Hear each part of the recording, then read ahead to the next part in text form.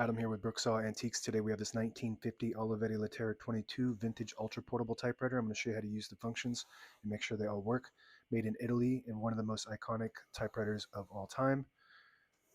Won some awards, one of them being the best technology of the last 100 years from the Institute of Technology of Chicago. And this is the earlier model. This is before they merged with Underwood. So typically you'll see Olivetti Underwood back here. And then the keys turn from round keys to squared off. So this is pretty rare to see these circulating in really good condition. This has unique typeface too, by the way, so stick around to see that when I get to the print section.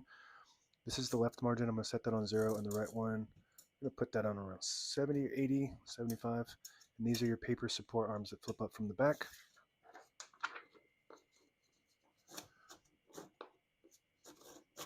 And this is the paper bail that sits on top, holds the page down nice and tight.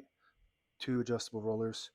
And if you load the page crooked like I did, you could use the paper release on the right side, flip that towards you, and then straighten that page out, flip it back, and now you have a straight page.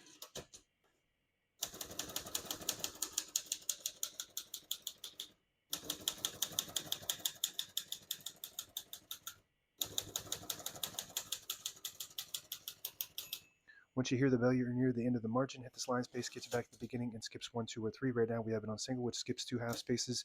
When you put it on 2, it skips 3 half spaces. When you put it on 3, it skips 4 half spaces. We're going to keep that on single for now and finish typing.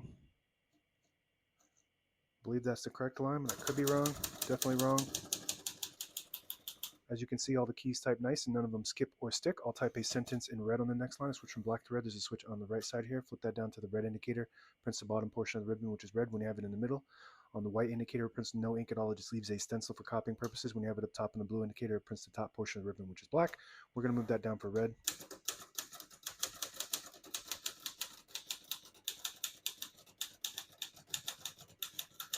Beautiful. Super cushiony touch. Much different than the Olivetti Lettera 32, which is the more widely produced machine. So this has what I could find, the slugs read 84, which designates this as book, elite book. And I think there's another Olivetti name, but I couldn't find exactly the correct font that they call it. Just a little bit different than Congress. What's the other one for Hermes? Can't think of it right now. To pull the page out easy, there's a switch on the right side. Flip that towards you, unlocks the rollers, just like when we straighten the page out. Also allows you to pull the page out easy or load thicker paper. Make sure you flip that back before you load the next page or else it won't load correctly. Going to flip these down for now and put the color back on black.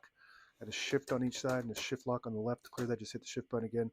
Top left button is your margin release. That's not supposed to be the 1 key. Your 1 key is, on a traditional typewriter, the lowercase L, and the exclamation point is a shift 8 backspace period underneath. So now we're at the end of the margin and it blocks you from printing. Hit that margin release. It does allow you to type past that block all the way to the end. To the left of that is your tabs set and clear. Right now we do have a couple tabs set, so I'm just going to clear each one of them by pushing that lever up. And it's so light it barely even feels like it's doing anything.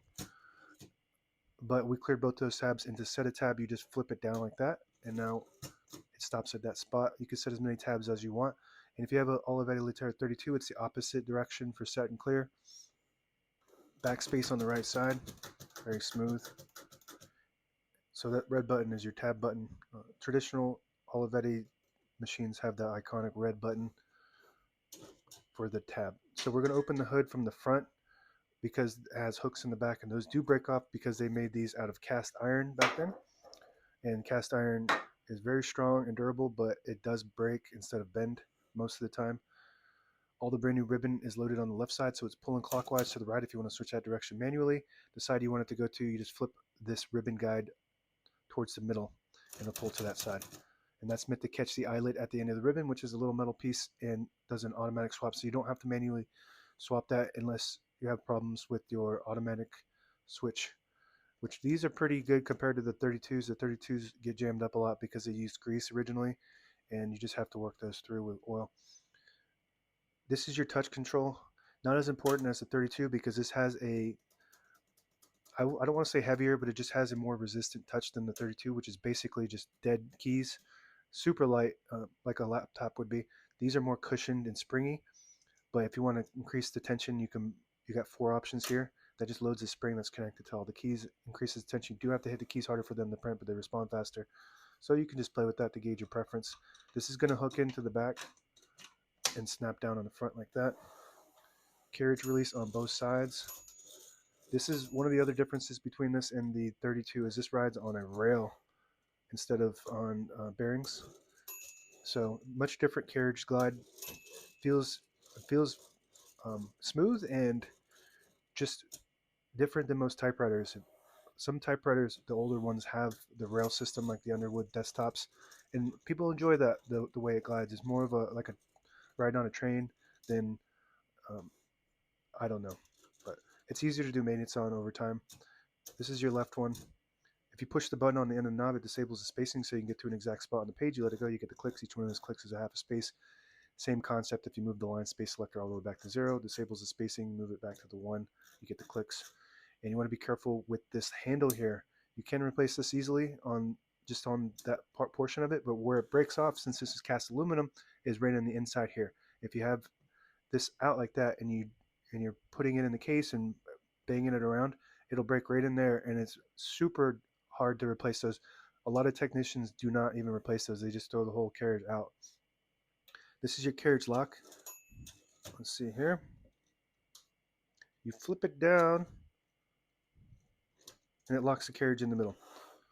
I don't really like to use those because they bend out of shape, especially on the 32s.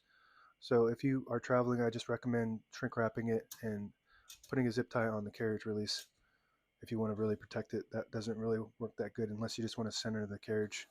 And that's it. Now available on eBay or Etsy or my new website, brooksawantiques.com.